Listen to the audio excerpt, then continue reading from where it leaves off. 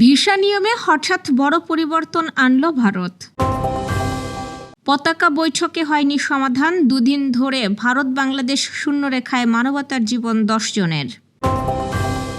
জনগণের প্রত্যাশা অনুযায়ী দেশ ভালো নেই, মন্তব্য জামায়াত আমিরের। 2027 সালের এসএসসি পরীক্ষার তারিখ পরিবর্তন হতে পারে, জানালেন শিক্ষামন্ত্রী। ভোলায় তোফায়েল আহমেদের জানাজা ঘিরে বিক্ষোভ, নিজ গ্রামে দাফন সম্পন্ন। একই ফ্ল্যাটে মরে পচে গেছে মায়ের দেহ, 7-8 দিনেও টের পাননি সন্তানরা। জিয়াউর রহমানের শাহাদত বার্ষিকীতে বাগেরহাটে যুবদলের আলোচনা সভা ও দোয়া মাহফিল। দর্শক, শুনছিলেন সন্ধ্যার খবরের প্রধান প্রধান শিরোনাম, এবার বিস্তারিত। তার আগে আমাদের ইউটিউব চ্যানেল সাবস্ক্রাইব করুন এবং সব খবর পেতে ফেসবুক পেজ ফলো করে রাখার পাশাপাশি ওয়েবসাইট ভিজিট করুন। ভারতে দীর্ঘ সময় অবস্থান করতে ইচ্ছুক বিদেশি নাগরিকদের জন্য অভিবাসন সংক্রান্ত নিয়মে পরিবর্তন এনেছে দেশটির কেন্দ্রীয় স্বরাষ্ট্র মন্ত্রণালয়। নতুন সংশোধিত ইমিগ্রেশন অ্যান্ড ফরেনার্স রুলস 2025 অনুযায়ী নির্ধারিত ভিসা মেয়াদের বাইরে ভারতে থাকতে চাইলে বিদেশিদের আগের তুলনায় আরও আগে নিবন্ধন সম্পন্ন করতে হবে। এক প্রজ্ঞাপনে জানানো হয়েছে 180 দিন বা তার কম মেয়াদের ভিসাধারী বিদেশি নাগরিকদের এখন 180 দিনের সময়সীমা শেষ হওয়ার আগেই নিবন্ধন করতে হবে। সংবাদ মাধ্যম ইন্ডিয়া টুডের প্রতিবেদন অনুযায়ী আগের নিয়মে ভারতে আগমনের 180 দিন পূর্ণ হওয়ার পরবর্তী 14 দিনের মধ্যে নিবন্ধনের সুযোগ ছিল, কিন্তু নতুন সংশোধনে সেই সুবিধা তুলে দেওয়া হয়েছে। ভারতের স্বরাষ্ট্র মন্ত্রণালয়ের মতে এই পরিবর্তনের মাধ্যমে ভারতে অবস্থানরত বিদেশি নাগরিকদের ওপর নজরদারি আরও জোরদার করা হবে এবং অভিবাসন ব্যবস্থাপনা আরও কার্যকর হবে। শুধু স্বল্পমেয়াদী ভিসাধারীরাই নন, 180 দিনের বেশি মেয়াদের ভিসা থাকা সত্ত্বেও যাদের একটানা অবস্থান 180 দিনের বেশি হতে পারে না, তারাও নতুন নিয়মের আওতায় পড়বেন। এ ধরনের ভিসাধারীরা যদি কোনো একক সফরে অথবা একটি ক্যালেন্ডার বছরের মধ্যে মোট 180 দিনের বেশি ভারতে থাকতে চান, তাহলেও তাদেরও 180 দিনের সময়সীমা শেষ হওয়ার আগেই নিবন্ধন সম্পন্ন করতে হবে। এছাড়া সরকার স্পষ্ট করেছে, বিশেষ জরুরি পরিস্থিতি ছাড়া 180 দিনের বেশি অবস্থানের অনুমতি দেওয়া হবে না। ফলে অতিরিক্ত সময় থাকার অনুমোদন পাওয়ার সুযোগও আগের তুলনায় সীমিত হয়ে গেল।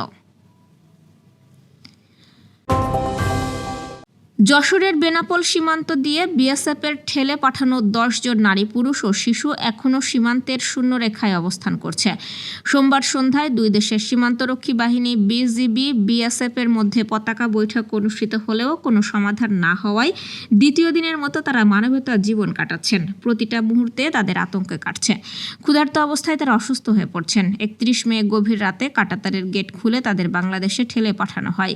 বিজিবি ঘটনাটি জানতে পেরে তা প্রতিহত করে। বেনাপোল আন্তর্জাতিক চেকপোস্টের উত্তরে সাদিপুর খড়ের মাঠ সীমান্ত এলাকায় এই ঘটনা ঘটে। যে গেট দিয়ে ঠেলে পাঠানোর চেষ্টা করে তার আগে সেখানকার সীমান্তর সার্চ লাইটগুলো বন্ধ করে দেয় বিএসএফ। বিজিবি সদস্যরা বিষয়টি বুঝতে পেরে সীমান্ত জুড়ে টর্চ ও সার্চ লাইট জ্বালিয়ে পুরো এলাকা আলোকিত করে রাখে। এদিকে টহল দলের বিজিবি সদস্যরা সতর্ক থাকায় সে চেষ্টাও ব্যর্থ হয়। পশ্চিমবঙ্গে বিজেপি সরকার ক্ষমতায় আসার পর থেকেই এমন ঘটনা ঘটতে পারে সন্দেহে সীমান্ত এলাকায় সতর্ক অবস্থা বজায় রাখে বিজিবি। সীমান্ত জুড়ে অতিরিক্ত টহল, মাইকিং এবং নজরদারি অব্যাহত রয়েছে। বর্তমানে ওই ব্যক্তিরা দুই দেশের মধ্যবর্তী জিরো লাইনে অবস্থান করছে, তাদের মধ্যে নারী ও শিশু রয়েছে। বিজিবি অধিনায়ক লেফটেন্যান্ট কর্নেল সাইফুল ইসলাম জানিয়েছেন, যদি ওই ব্যক্তিরা বাংলাদেশের নাগরিক হন তাহলে প্রমাণ সাপেক্ষে নিয়ম অনুযায়ী ভারতীয় কর্তৃপক্ষ যথাযথ প্রক্রিয়া অনুসরণ করে তাদেরকে হস্তান্তর করতে পারেন। আমরা তাদের সাদরে গ্রহণ করব, কিন্তু কোনো অবস্থাতেই আন্তর্জাতিক আইন লঙ্ঘন করে কাউকে সীমান্ত দিয়ে ঠেলে দেওয়ার সুযোগ দেওয়া হবে না। বিজিবি শক্ত অবস্থানে আছে এবং ভবিষ্যতেও থাকবে। এদিকে খোলা আকাশের নিচে অবস্থান করলে এখনো পর্যন্ত বিএসএফ তাদের নিজ ভূখণ্ডে ফিরিয়ে নেয়নি। বর্তমান সরকারের বিগত 3 মাসের কর্মকাণ্ডের মূল্যায়ন প্রসঙ্গে বাংলাদেশ জামায়াত ইসলামীর আমির ও জাতীয় সংসদের বিরোধী দলীয় নেতা ডাক্তার শফিকুর রহমান বলেছেন, এই মুহূর্তে এই বিষয়ে বিস্তারিত মন্তব্য করা ঠিক হবে না। তবে এটুকু নিশ্চিত করে বলা যায়, মানুষের প্রত্যাশা অনুযায়ী দেশ ভালো নেই। দেশ এখন জনগণের প্রত্যাশার বিপরীত দিকে চলছে। আজ দুপুরে সিলেটের সোনাতলা এলাকায় সম্প্রতি নির্মম নির্যাতনের শিকার হয়ে নিহত শিশু ফাহিমার পরিবারের সদস্যদের সঙ্গে সাক্ষাৎ ও সমবেদনা প্রকাশ শেষে সাংবাদিকদের সঙ্গে আলাপকালে তিনি এসব কথা বলেন। জ্বালানি তেলের মূল্যবৃদ্ধি নিয়ে সরকারের তীব্র সমালোচনা করে ডাক্তার শফিকুর রহমান বলেন, মাত্র 1 মাসের ব্যবধানে পুনরায় জ্বালানি তেলের দাম বাড়ানো জনগণের উপর এক ধরনের জুলুম। শিক্ষামন্ত্রী আ.ন.ম এহসানুল হক মিলন বলেছেন, বিভিন্ন অংশীজনের সাথে কথা বলেই রমজান মাস বিবেচনায় নিয়ে 2027 সালের এসএসসি পরীক্ষার তারিখ এগিয়ে 7 জানুয়ারি নির্ধারণ করা হয়েছিল। কিন্তু সামাজিক যোগাযোগ মাধ্যমে এ নিয়ে সমালোচনা হচ্ছে। অংশীজনরা চাইলে পরীক্ষার এই সূচি আবারও পরিবর্তন হতে পারে। আজ সচিবালয়ে প্রধানমন্ত্রীর সঙ্গে সভায় শেষে শিক্ষামন্ত্রী কথা বলেন। শিক্ষামন্ত্রী বলেন, আমরা চেয়েছিলাম ফেব্রুয়ারিতে শেষ করতে, তবে 7 তারিখে শেষ হবে রোজার জন্য, না হলে রোজার পরে চলে যাই। এখন সবাই বলছে রোজার পরে শেষ করতে। আলোচনার মধ্য দিয়েই সব ঠিক হবে। মানুষের মতামত, কারিকুলাম ও সিলেবাস কাভার হতে হবে।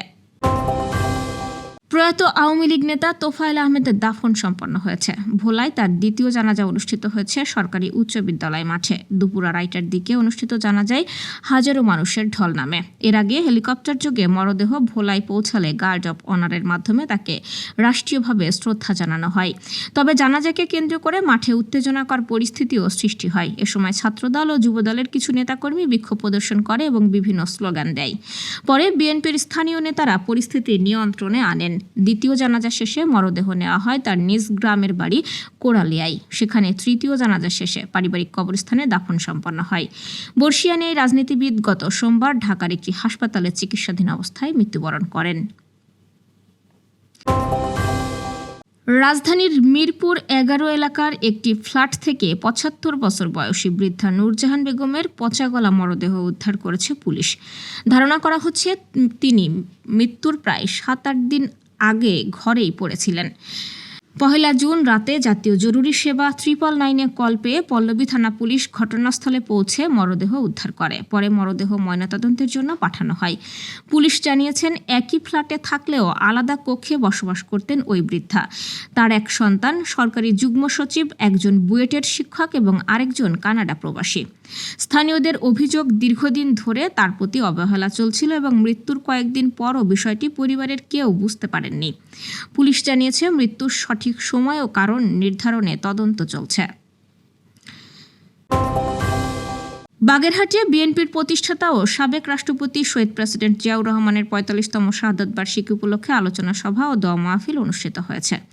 আজ দুপুরে জেলা অডিটোরিয়ামে জেলা যুবদলের উদ্যোগে এই অনুষ্ঠানের আয়োজন করা হয়। সভায় বক্তারা জিয়াউর রহমানের রাজনৈতিক জীবন, দেশ গঠনে তার অবদান এবং জাতীয়তাবাদী আদর্শের বিভিন্ন দিক তুলে ধরেন। একই সঙ্গে বিএনপিকে আরও শক্তিশালী ও সুসংগঠিত করতে নেতাকর্মীদের ঐক্যবদ্ধভাবে কাজ করার আহ্বান জানান তারা।